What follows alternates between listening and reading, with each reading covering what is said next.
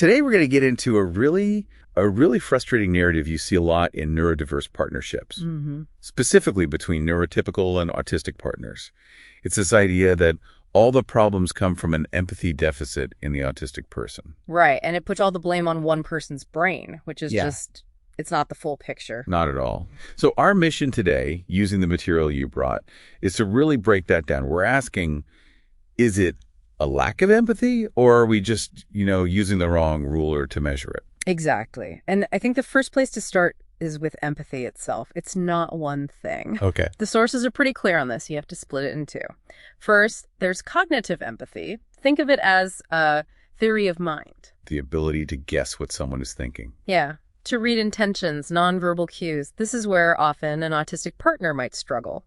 The signals can get lost in translation. Okay, so that's one part. But then there's affective empathy. That's the gut level, visceral thing. The ability to actually feel what someone else is feeling.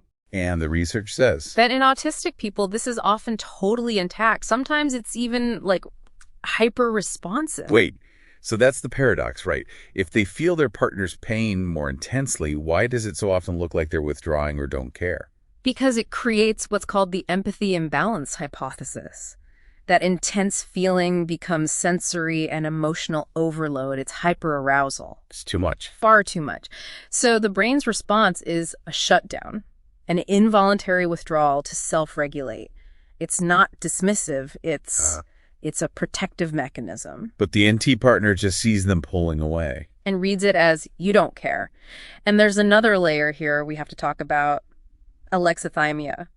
Right. It's a separate condition, but it's common in autistic individuals.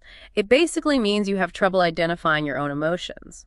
So if I can't even label what I'm feeling inside, how can I mirror it back to you? It's an internal translation problem, not a feeling problem. Precisely. That makes me want to flip the whole thing around. This leads directly to the double empathy problem, doesn't it? It really does. The idea that it's not a one-way street, that, neurotypical people are just as bad at reading autistic cues as the other way around. It's a mutual misunderstanding, like a cross-cultural communication breakdown. Which means we have to be so careful about distinguishing behaviors, like an autistic shutdown versus the silent treatment. They can look similar, but they are worlds apart. Worlds apart. A shutdown is an involuntary, I can't speak moment. The silent treatment is a conscious, manipulative, I won't speak choice. And confusing the two just makes everything worse. Absolutely. And it shows up in how care is expressed, too. Autistic partners often default to what you could call practical empathy. Meaning? What exactly? Meaning they try to fix the problem. Your car has a flat tire, you're upset. The neurotypical expectation is maybe verbal comfort. Oh, that sounds awful. Yeah, tell me about my bad day. Right. But the autistic partner's brain goes straight to the system. They're already online, ordering a new tire, looking for a mechanic. That is their expression of care. It's an act of service. It can feel like they're dismissing the emotion. Exactly. So what you need are new ways to connect. New love languages. I love that. What does that look like? Well, the sources talk about building a third culture. For instance, there's this concept of penguin pebbling. Okay, tell me about that. It's the act of giving small gifts, a cool rock, a perfect meme, a link to an article, not for their value, but as a physical token that says, I was thinking of you. A tangible piece of evidence. I like that. What else? How about just being in the same room but doing separate things? Silently. It's called parallel play. For an autistic person, feeling safe enough to just be with you without having to perform or mask. That's intimacy. That is the intimacy. And then there's my favorite, info dumping. Oh, sharing everything about a special interest. Yes. It's an act of profound trust. They are opening up their inner world and inviting you inside. It's a huge compliment. So if you're listening to this, the big takeaway is that the problem isn't a lack of feeling. It's a lack of translation. 100%.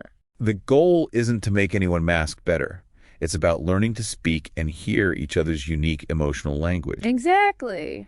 And that leaves me with, I guess, a final thought for you to consider.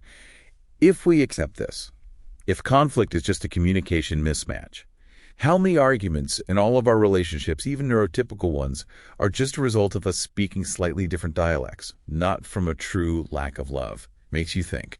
If you are in a neurodiverse marriage, where one spouse is autistic and the other one is not, and you've been struggling for years and years, and you're kind of sick and tired of the routine, talk to me. Use me as your personal coach. I have groups, and I keep these groups small so that you can get a lot of one-on-one attention. I have 3 Q&A groups, one for ASD husbands, one for neurotypical wives, and I have a couples group where both spouses can attend. I also have 2 instructional groups, Cassandra Syndrome Recovery Group, to help you cultivate some strategies to recover from years of emotional deprivation, and the Men's Masterclass, in which we take a deep dive on developing social skills and emotional literacy in the context of the neurodiverse marriage. We meet 1 hour a week for 4 weeks.